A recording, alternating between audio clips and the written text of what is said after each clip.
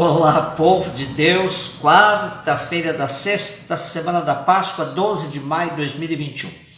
A nossa reflexão de hoje é a partir de Atos 17, de 15, depois 22 até 18, primeiro versículo, e João 16, 12 e 15.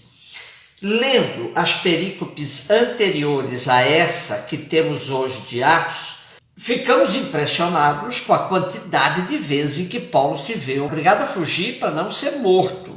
Os judeus fanáticos e extremistas da Tessalônica, além de expulsarem Paulo e companheiros de sua cidade, foram também criar confusão em cidade vizinha, para onde Paulo, Silas e Timóteo tinham ido depois da perseguição em Tessalônica. Hoje temos Paulo em Atenas. Depois dessas fugas todas, ele chega em Atenas. Quando Paulo esteve nesta cidade grega, ela já não significava muito em termos políticos e econômicos, mas conservava a fama de cidade dos filósofos. E pelo teor do discurso de Paulo no Areópago de Atenas, percebe-se que ele não fala para o povo de religião popular tradicional, nem para os partidários de religiões orientais importadas que aí existiam, mas sim, ele quer manter um diálogo com a filosofia. Como diz Padre Comblain, o interlocutor é a elite intelectual e moral do mundo grego, aquela que transmite a herança da filosofia grega. Os prosélitos de Lucas são judeus que procuraram fazer a síntese entre filosofia grega e monoteísmo bíblico. É muito comum encontrarmos comentaristas desta perícope afirmando que foi um fracasso total essa missão de Paulo em Atenas. A sua tentativa de sofisticar o discurso para anunciar Jesus aos intelectuais não deu realmente um bom resultado. Porém, para Lucas, que redigiu os Atos, esse discurso de Paulo em Atenas é muito significativo, pois ele ressalta no final que alguns homens aderiram a Paulo, creram, entre eles Dionísio, o Areopagita e uma mulher chamada Dâmaris, e com eles ainda outros. Vejamos que nesse discurso Paulo não apela para o Primeiro Testamento, pois isso não despertaria nenhum interesse aos gregos saber que Jesus era o Messias anunciado pelos profetas.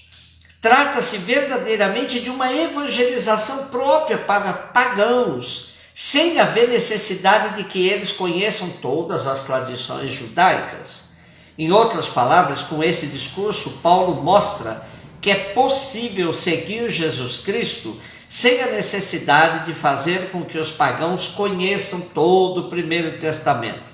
Paulo acentua duas exigências como método de pregação aos pagãos: passar dos ídolos ao Deus verdadeiro e acreditar na ressurreição. Porém, tudo isso sem se servir de recursos bíblicos. Trata-se de uma maneira nova de evangelizar partindo da realidade dos interlocutores.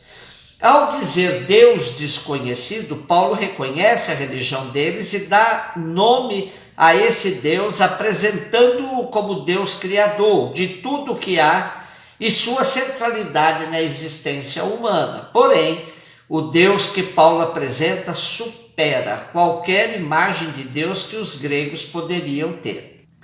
A reação dos ouvintes era mais ou menos previsível. O obstáculo é a ressurreição de Jesus. A rejeição dos ouvintes não significa um fracasso pessoal de Paulo, é antes consequência natural da mensagem. O problema não é que Paulo não soube explicar bem a mensagem. Pelo contrário, explicou bem. E os atenienses rejeitaram-na justamente porque entenderam bem do que se tratava. A ressurreição é algo totalmente alheio a todo o pensamento grego, como, aliás, a todos os pensamentos humanos, conclui o padre Comblain. Mais decididamente, a tentativa de Paulo não foi totalmente em vão, pois alguns aceitaram e aderiram a Jesus. E Paulo provou que é possível um discurso plenamente inculturado, isto é, valorizando a cultura de quem deve ser evangelizado. João 16, 12 a 15. Assim falou Jesus: muitas coisas ainda tenho a dizer-vos, mas não as podeis suportar agora. Quando vier o Paráclito, o Espírito da verdade, ensinar-vos-á toda a verdade, porque não falará por si mesmo, mas dirá o que ouvir, e anunciar-vos-á as coisas que virão. Ele me glorificará, porque receberá do que é meu e vou-lo anunciará. Tudo que o Pai possui é meu, por isso disse: há de receber do que é meu e vou-lo anunciará. Com esse trecho de hoje do quarto evangelho, temos um desenvolvimento embrionário de uma teologia do Espírito, a chamada pneumatologia. Qual é a missão do Espírito Santo? Importantíssimo é compreendermos a função do Espírito, pois não se trata de uma divindade autônoma, descolada de Jesus, descolada do Pai, mas profundamente conectado com o Pai e com a missão do Filho. Ele não anunciará algo novo, mas sim esclarecerá o que Jesus fez e disse. Ao longo da história da igreja, houve quem afirmasse ter havido um tempo do Pai, um tempo do Filho, e agora seria o tempo do Espírito Santo. Porém, não é isso que a igreja afirma. As três pessoas da Santíssima Trindade têm um só tempo. Sempre agiram em conjunto e não se pode separar desta maneira. Portanto, o Espírito prometido por Jesus é o Espírito da verdade que vai nos ensinar toda a verdade. E essa verdade ele recebe de Jesus, que lhe transmite a partir de sua comunhão com o Pai. O Espírito fala com palavras novas, mas não é que ele traga novas revelações, mas vai conduzindo no interior da revelação de Jesus para a compreensão sempre mais atualizada e crescente. Muito bom esclarecimento que o padre Jaldemir Vitório dá desse papel do Espírito, segundo esse entendimento que Jesus passa aos seus discípulos. Diz Padre Vitório: o Espírito da verdade tem, junto aos discípulos de Jesus, várias funções. Entre elas, a função didática e a função profética. No nível didático, o Espírito instruirá os discípulos a respeito da verdade plena. Não se trata de uma revelação paralela de Jesus, nem complementar. Movidos pelo Espírito, os discípulos serão capazes de atingir um nível, até então desconhecido, de compreensão dos ensinamentos do Mestre.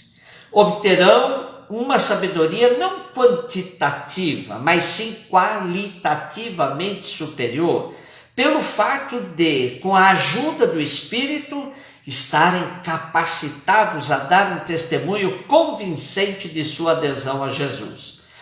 O Espírito revela-se aos discípulos no contexto da experiência de vida, por conseguinte, de conhecimento existencial, prático. No nível profético, ele lhes anunciará as coisas que hão de vir. Exclui-se aqui todo tipo de previsão exata do futuro, de modo que os discípulos pudessem se precaver. O Espírito irá ajudá-los a conhecer melhor o que significa Jesus para cada momento da história humana. É uma ajuda na linha do discernimento, da interpretação dos fatos, da disposição humana para acolher o Mestre. Isto possibilitará ao discípulo caminhar com mais segurança, sem correr o risco de ser enganado. Afinal, vendo-se pressionado pelo mundo, estará sempre correndo o risco de dar um passo em falso. O Espírito revela-lhe por onde caminhar. Os que confiam no Espírito têm o coração e a mente abertos para receber as orientações que o Espírito dá para todos os que aderiram ao seguimento de Jesus. Cabe a nós pedirmos constantemente que o Espírito nos mostre o caminho a seguir e que a verdade seja cada vez mais transparente em nossa vida. Um beijo no seu coração.